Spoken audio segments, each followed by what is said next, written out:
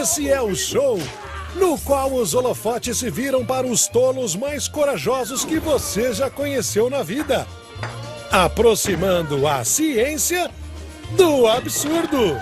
Beleza, a gente não precisa disso. Sem as suas desventuras irracionais, nós não poderíamos demonstrar princípios básicos como o efeito pêndulo, trajetória, sem se esquecer, velha colega, a velocidade. Então, se acomode e aproveite. Este é o Ciência do Absurdo. Nesse programa vamos começar com um ensopado à base de arrasto. Vamos explorar os altos e baixos da inércia e da conservação da energia. Mas antes, isso!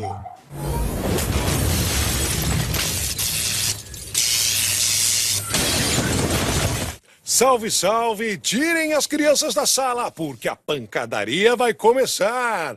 Quando eu penso na possibilidade de dirigir, imagino carros virando a esquina em alta velocidade, perdendo a tração das rodas traseiras, resultando em muita fumaça e também muita diversão ao redor.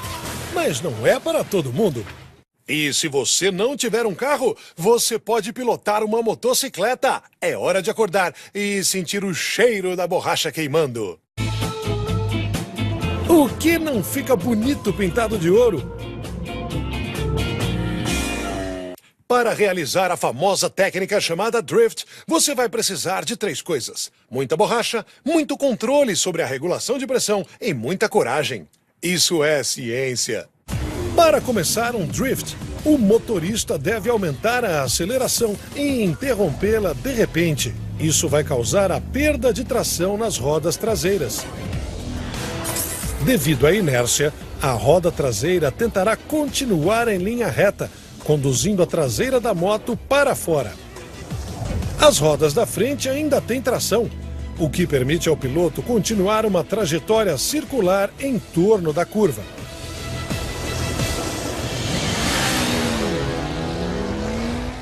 Em caso de perda de tração na roda traseira, balanceie a moto e deixe a roda da frente guiar você pelo caminho. O que poderia dar errado? Esse casal está em seu primeiro encontro e ela cometeu um grande erro ao perguntar o que ele faz em seu tempo livre. E ele cometeu um erro ainda maior ao demonstrar. O piloto não atinge a velocidade necessária para conseguir manter a força centrípeta da moto. Então ele se inclina demais e a gravidade faz o resto. Coloque de volta essa camisa, você vai pegar um resfriado. Esse solitário motociclista não tem com quem andar em círculos, então ele está aprendendo a contrabalancear as rápidas mudanças de direção só por diversão. Bom, agora ele não está se divertindo. Em todo caso, drifting pode ser a maneira mais rápida para chegar até a esquina e, além do mais, é um tipo de esporte que transforma a ciência em arte.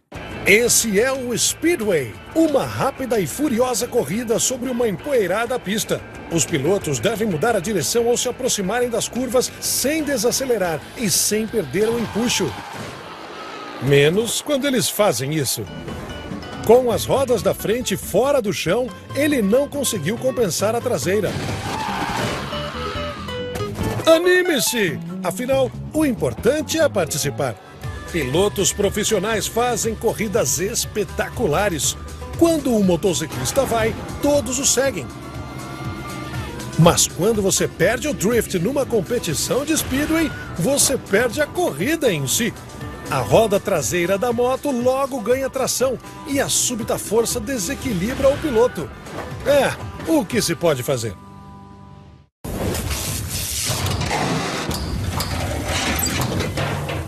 Os cientistas costumam testar mais a sua capacidade intelectual do que a sua capacidade física. Mas quando se trata de levantar objetos pesados, pode valer a pena aquecer o seu cérebro antes dos seus músculos.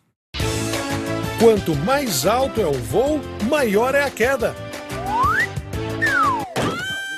Já dizia o velho ditado.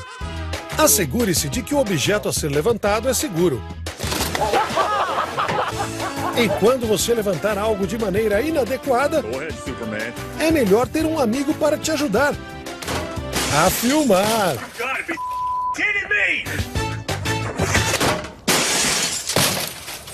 Acredite ou não, esses caras não são levantadores de peso de verdade. Mas para aqueles que são, um pouco de disciplina ajuda na habilidade de levantar muito peso, como os halterofilistas olímpicos. Essa moça está tentando um levantamento olímpico de 2 estágios, chamado Clean and Jerk, ou apenas arremesso. Que bonito, que alegria, que beleza! Ei, volte aqui! Quem vai guardar isso? Snatch, ou arranque, é outra modalidade de levantamento olímpico, chamada assim porque você levanta rapidamente o peso acima da sua cabeça. Espero que ele tenha guardado a nota fiscal.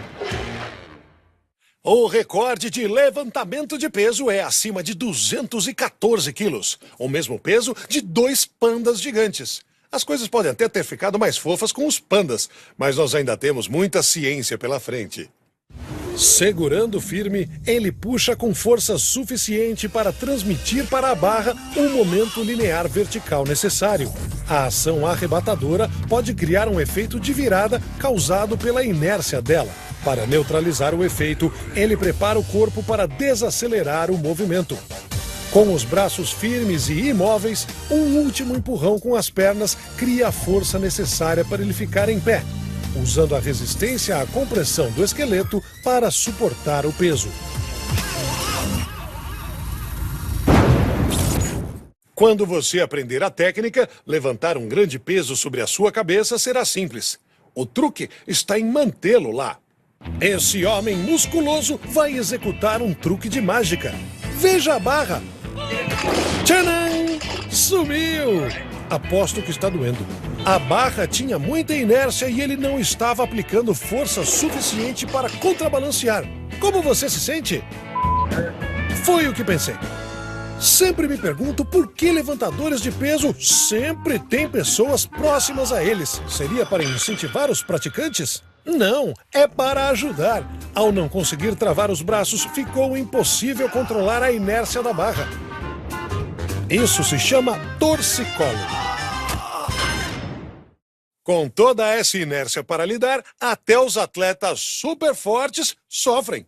Então, para evitar constrangimento, você precisa aprender como pegar peso de forma segura. É uma questão de saber a hora certa de largar. Tarde demais, amigo. Não adianta lutar com a inércia. Ele deveria ter soltado a barra bem antes. Eu ficaria longe, colega, mais seguro. Temos tempo para mais um levantamento. Lá vai, espertinho. Má sorte, 7 anos de azar, para ser mais preciso.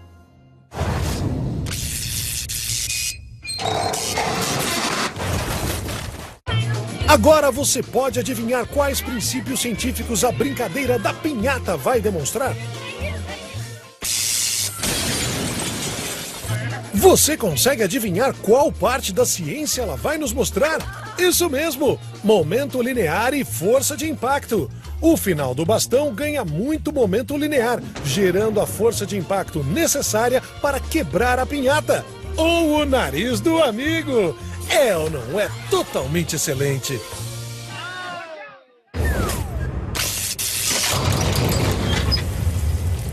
Se você tiver um problema científico, provavelmente haverá uma resposta. Por exemplo, use o seu snowboard em uma estação adequada, como o inverno. A ciência diz que a neve vira água quando as coisas esquentam. E é por isso que inventamos o wakeboard. Quem conseguiria pensar em algo mais divertido? Eu tô me divertindo.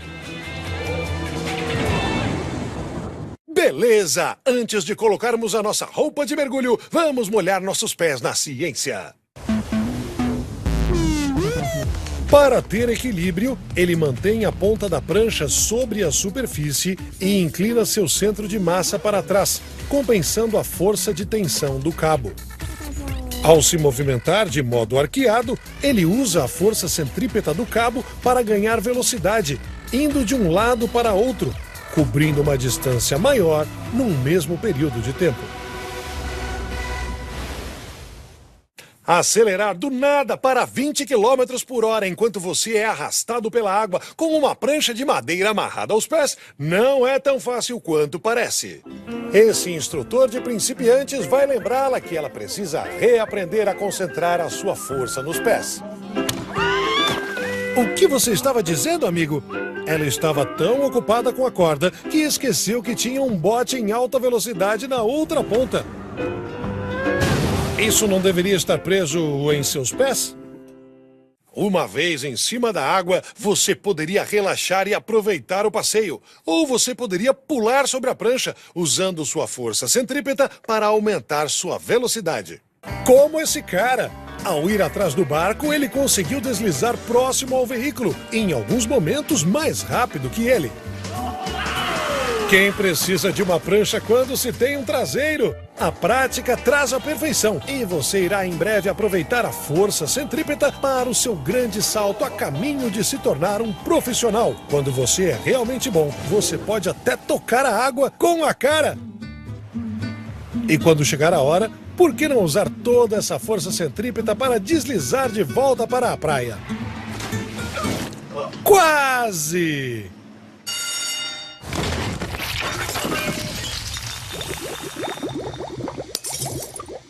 Histórias em quadrinhos e estilingues longe da sala de aula, porque é hora da sua lição de ciência. Segure-se firme, porque você vai aprender um princípio que pode virar seu mundo de pernas pro ar.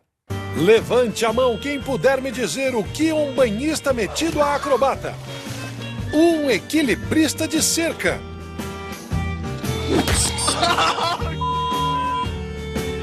E uma vaqueira ginasta têm em comum.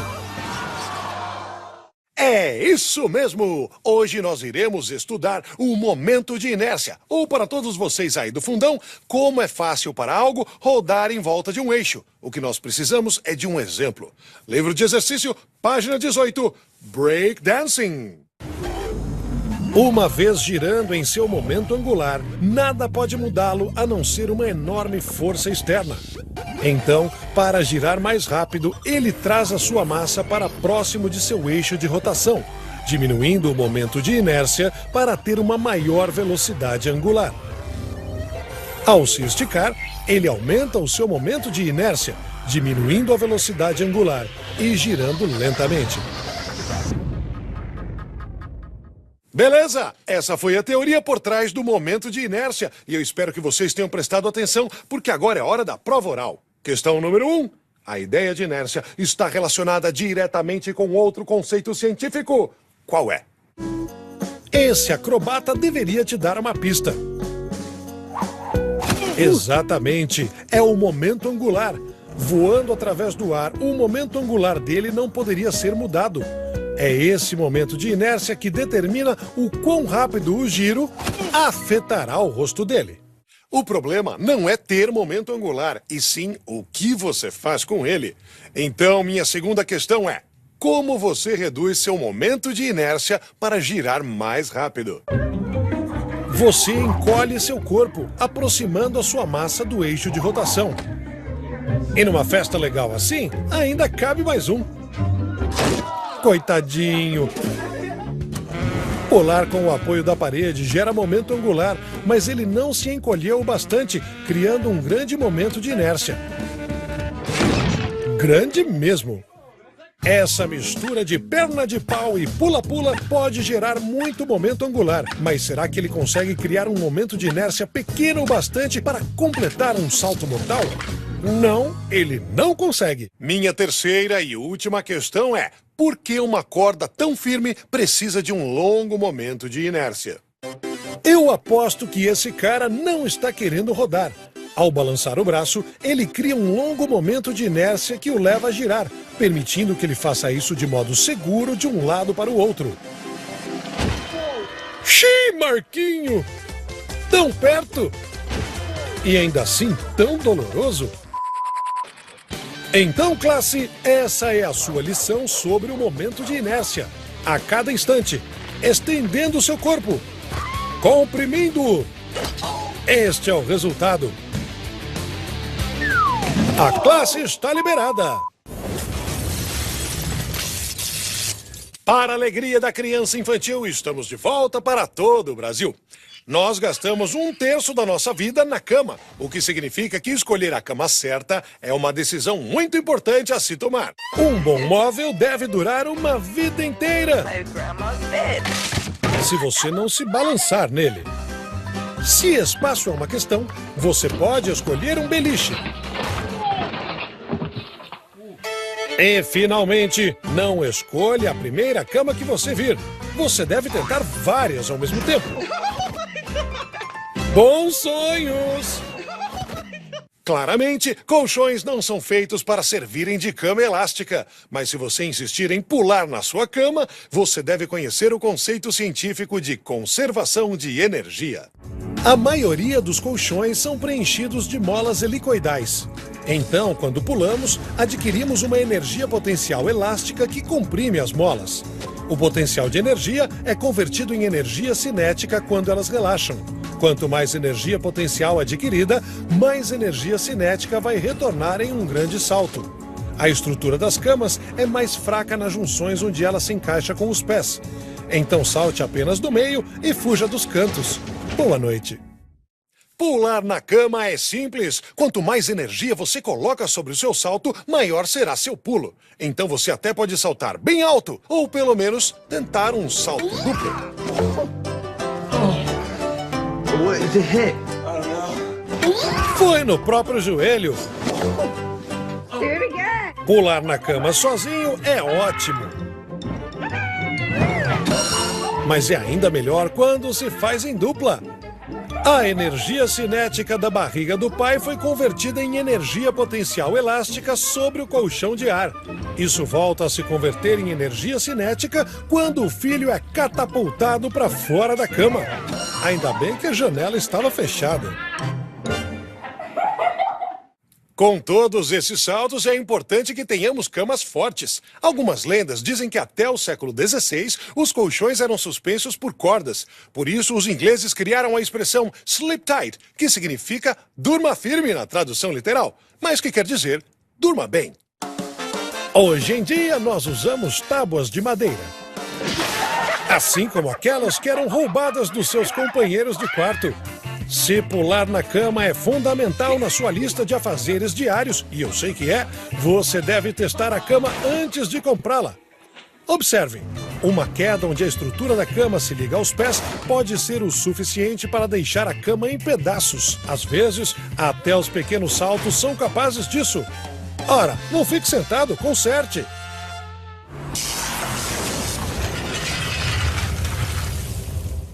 Sabe, uma pergunta que geralmente me fazem é: Paulo, eu não estou mais invadindo castelos como eu costumava. Ainda assim, você acha que eu preciso de uma catapulta? E eu sempre respondo: não seja ridículo, rapaz! Pelo amor de Zebers. Sempre tem alguém pior. Enquanto os romanos lançavam pedras, parece que nós evoluímos o conceito para lançamento de amigos. Amigos, pelo menos, até o momento. E enquanto a ciência ainda não é capaz de nos dizer o porquê dessa modalidade, pelo menos ela pode nos explicar como. Os componentes básicos de uma catapulta são uma viga, um ponto de articulação e a força para arremessar o projétil. Quanto maior a articulação do projétil, mais força é necessária para lançá-lo. E mais rápido ele irá acelerar. Então é tudo questão de aplicar força suficiente para arremessar o projétil, ou amigo, de uma distância apropriada. Não teve força suficiente. Tente de novo. Agora sim. Eu acho que não. A articulação central e uma pequena força combinada com o corpo do saltador significa que ele não tinha velocidade angular suficiente para completar o pulo. Mas ele sabe disso. Exatamente. É mais parecido com isso. Contrabalancear articulações, 2 homens, maior altura. O que poderia dar errado? 3, 2, 1. Além disso, muita força gera uma fraca alavancada. Se você estiver sem uma catapulta, e isso pode acontecer algumas vezes, o objeto mais improvável pode proporcionar um belo arremesso humano, como uma tabela de basquete. A força vem do empurrão. Não é suficiente para lançá-lo sobre a casa, mas é capaz de lançá-lo na casa. Uma gangorra infantil é apenas um brinquedo inofensivo, mas adicione uma criança grande a ele e você tem uma catapulta. A articulação central conectada nessa catapulta não é capaz de gerar nenhuma velocidade adicional, mas pode ser suficiente. Melhor passar a vez para os menores. Então, onde está a catapulta aqui? Aqui! Todo tipo de coisa pode ser catapultada. Boa quantidade de força, bom posicionamento da articulação e algo para se contar à esposa quando chegar em casa com menos dentes.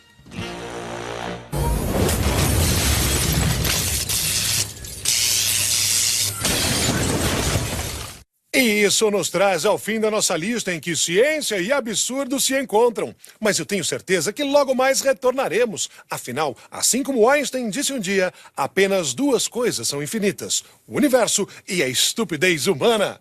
Até mais. Passar bem.